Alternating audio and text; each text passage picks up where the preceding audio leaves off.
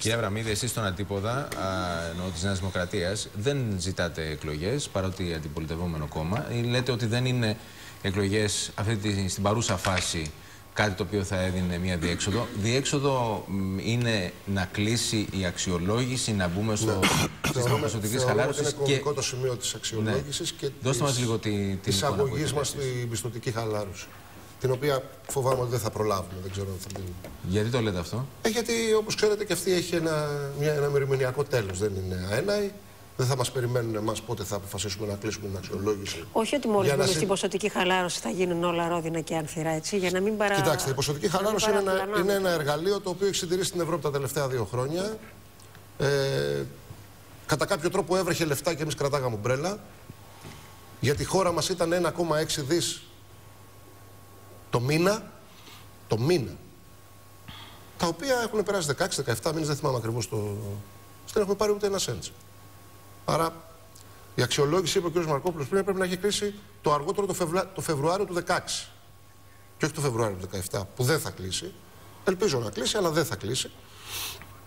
Νομίζω ότι το πρόβλημά μας είναι, θα συμφωνήσω με τον κ. Μαρκόπουλο σε αυτό, το πρόβλημά μας είναι όχι όμως μόνο ο ΣΥΡΙΖΑ, αλλά γενικά η πολιτική. Η μεταπολίτευση έχει τελειώσει, το έχουμε δηλώσει όλοι, το έχουν δηλώσει τα κόμματα, το έχουν δηλώσει ο Πρωθυπουργός, αλλά κανένας δεν κάνει κάτι γι' αυτό. Κανένας δεν αλλάζει τίποτα. Όλη η πολιτική σκηνή κινείται με βάση τις ανάγκες των πολιτικών κομμάτων και των πολιτικών πελατών. Και όχι με βάση τις ανάγκες της χώρας.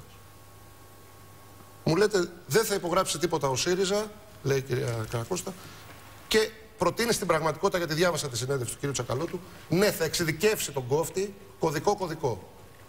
Το ίδιο πράγμα δεν είναι?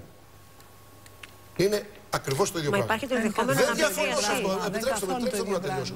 Δεν διαφωνώ σε αυτό. Έτσι που φτάσαμε, θα πληρώσουμε. Δεν πρέπει να καταλάβουμε ότι η διαπραγμάτευση δεν γίνεται εν κενό. Δεν είναι... Τι εννοείτε ότι θα πληρώσουμε? Εννοώ, κύριε Σκάλκα, ότι αυτή τη στιγμή έχουμε καταλήξει σε αυτή τη διαπραγμάτευση. Εκπίπτουμε μέρα με τη μέρα. Δεν κάνουμε αυτά που πρέπει. Εννοείται ότι έχουμε καταλήξει, αυτά που συμφωνούμε, όχι τώρα με το ΣΥΡΙΖΑ, συγγνώμη. Όχι τώρα με το ΣΥΡΙΖΑ. 7 χρόνια δεν κάνουμε ό,τι υπογράφουμε. Δεν καταλαβαίνω γιατί να μας έχουν εμπιστοσύνη. Εσείς τα μας είχατε. Άρα εσείς λέτε, κύριε Αβραμίδη, ότι δεν κλείνει η αξιολόγηση επειδή δεν υπάρχει εμπιστοσύνη και αξιοπιστία από την πλευρά της κυβέρνησης και ζητάνε συνεχώς νέα μέτρα. Όχι, δεν ζητάνε νέα μέτρα. Προβλέπουν ότι με την αναξιοπιστία που έχουμε δεν θα πετύχουμε τους στόχους μας. Μάλιστα. Και ζητάνε δέσμευση εκ των προτέρων. Και ζητάνε δέσμευση εκ των προτέρων. Εσείς από την πλευρά τους, αν μπείτε στα παπούτσια τους, με τη στιγμή λογική των δανειστών, γιατί οι δανειστές είναι. Ναι.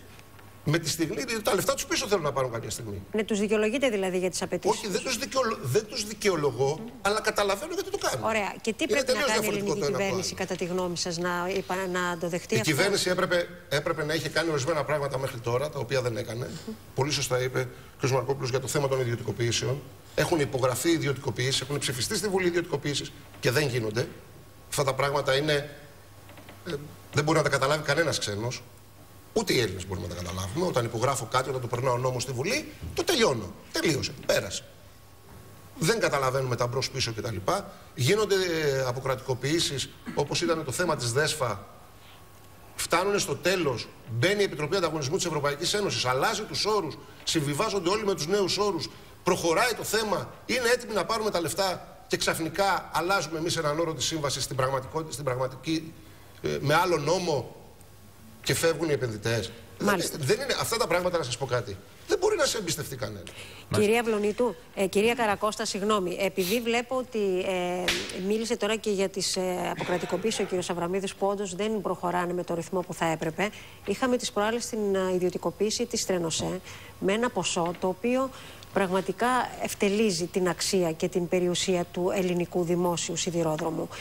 Εγώ θυμάμαι από το ρεπορτάζ ότι πριν από χρόνια ήταν το ποσό 300 εκατομμύρια να πουληθεί η Τρενοσέ. Αν θυμάμαι καλά, κύριε Μαρκόπουλε, ήταν πρόταση της κυβέρνησης Σαμαρά. Βεβαίως, όταν ήταν υπουργός μεταφορών ο κ. Χατζηδάκης. Ο κ. Χατζηδάκης, να πουληθεί 300 εκατομμύρια η Τρενοσέ και είχε υπάρξει σφοδρή αντίδραση από τον ΣΥΡΙΖΑ, όντας αντιπολίτευση τότε, και σήμερα ξεπουλήθηκε η Τρενοσέ προς 40 εκατομμύρια ευρώ. Και δεν υπήρξε, το ακόμα χειρότερο, δεν υπήρξε ενδιαφέρον από κανένα. 40 εκατομμύρια.